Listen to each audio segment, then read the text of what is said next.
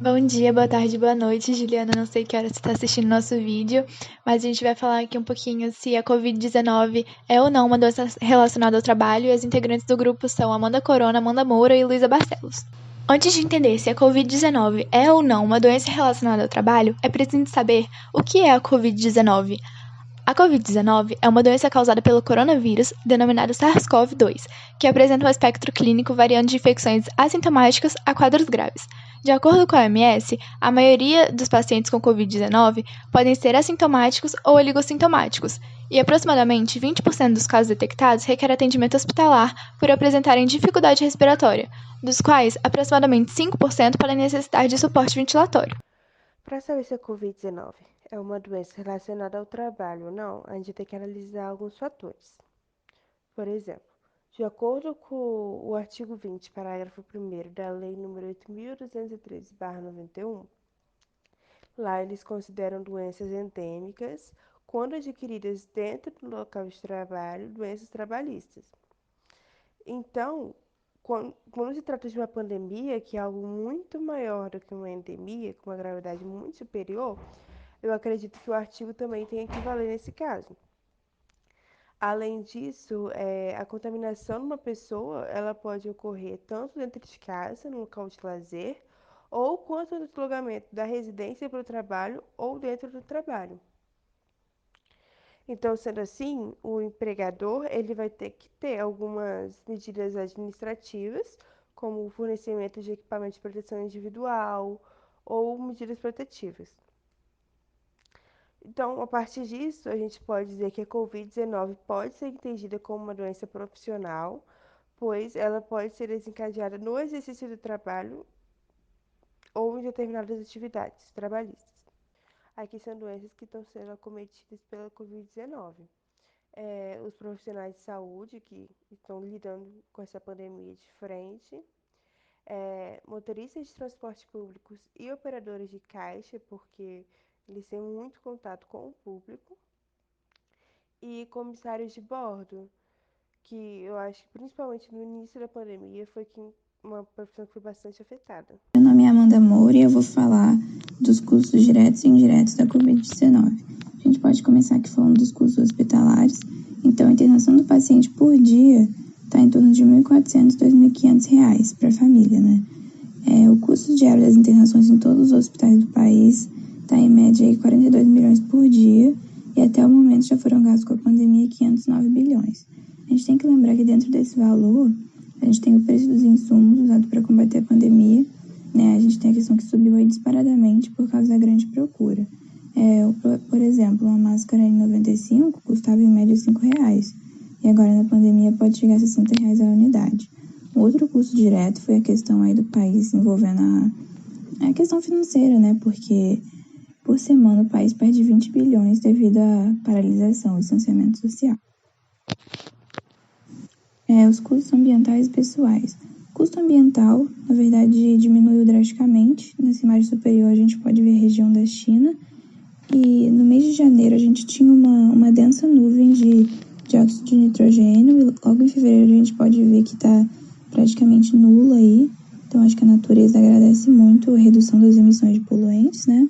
Entretanto, a população está sofrendo bastante com os custos da pandemia, né? Arcar com o preço das máscaras e tudo mais. E a gente vê uma discrepância, porque a indústria do setor está lucrando demais, né? Agora, custos indiretos é a questão da socialização de um mundo em pandemia. Acho que todo mundo teve que se reinventar e se readaptar aí a novos comportamentos sociais, né? Esse distanciamento mexeu com a nossa cabeça, mexeu com tudo. Uma coisa importante também é a questão da transformação do ensino. Acho que aconteceu de uma forma muito artificial e muito drástica. E a gente consegue ver mais ainda essa questão da desigualdade social do nosso país, né? Porque muita gente não tem acesso aí aos meios eletrônicos para poder estudar, né? Saudade da família e dos amigos e a fragilidade da saúde mental. Acho que é muito importante frisar que o número de casos de depressão e suicídio aumentou muito nessa pandemia, né? Todo mundo fica muito tenso, ainda mais acompanhando as notícias, o número de óbitos. É um momento, assim, muito difícil. Oi, meu nome é Luísa e eu vou falar um pouquinho sobre as medidas a serem tomadas para a prevenção da Covid-19. Então, eu trouxe primeiro aqui na primeira imagem, higienizar as mãos, estar sempre higienizando, mantendo as mãos limpas, manter a distância de outras pessoas que não convivem com você, manter o ambiente sempre arejado, com as janelas abertas para permitir a circulação do ar, estar sempre limpando, passando álcool em gel nas mãos para higienizar, principalmente quando não houver lugar para lavar as mãos por perto. Evitar tocar o rosto com as mãos, ficar dentro de casa sempre que possível e sair em caso de necessidade, estar sempre lavando compras do supermercado e outros objetos que venham da rua para não trazer a doença para dentro de casa, não compartilhar objetos de uso pessoal, evitar aglomerações, como vem sido falado em todos os noticiários, são ocasiões onde há grande propagação do vírus. E ao tossir ou espirrar, cobrir a boca com o cotovelo e não com as mãos. E o principal, o uso da máscara, que o ideal é o uso da máscara cirúrgica, porém a máscara artesanal não deixa de ser uma barreira física contra o vírus. Bom, agora eu vou falar sobre as medidas de prevenção que empresas, tanto privadas como públicas, quanto comércio e estabelecimentos, podem tomar para prevenir seus funcionários e profissionais. Então, eu coloquei aqui em primeiro lugar o home office, que a empresa vem adotando desde 2020 para manter os seus funcionários dentro de casa e evitar o contato com o vírus ao ir na empresa. Coloquei novamente manter o lugar sempre arejado, quando tiver pessoas dentro de uma empresa, dentro de uma sala. Usar barreiras de acrílico, placas de acrílico ou vidro para garantir a distância social e uso de dispensas de álcool em gel nesses locais, seja ponto de ônibus, aeroportos, hospitais, empresas, comércio, estabelecimentos, farmácia, restaurantes. E aqui eu trouxe mais algumas imagens para representar isso e principalmente para reforçar a ideia do que a Amanda tinha falado sobre as profissões mais acometidas, que são os profissionais da área da saúde. Então, é de extrema importância que as empresas disponibilizem os EPIs, equipamentos de proteção individual, necessários, a máscara cirúrgica. O ideal é que eles usem 2 máscaras, uma por baixo e a máscara cirúrgica por cima, óculos, touca, jaleco, todos os aparatos necessários. E também aqui é importante que esses funcionários que estão na linha de frente, principalmente, respeitem as regras e tomem as medidas necessárias para se protegerem e protegerem outras pessoas. Em relação aos motoristas de transportes públicos, operadores de caixa e comissários de voo, é importante que eles estejam sempre higienizando as mãos com álcool em gel e usem máscara, e também que as empresas responsáveis por esses serviços disponibilizem o álcool em gel para essas pessoas, para esses funcionários, e também máscaras e equipamentos de proteção.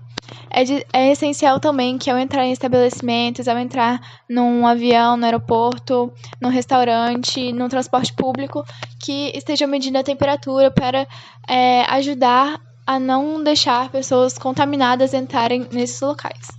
Coloquei aqui também os assentos, a marcação dos assentos em que pode assentar, seja em ônibus, em pontos de ônibus, em aeroportos, por exemplo, para garantir o distanciamento social.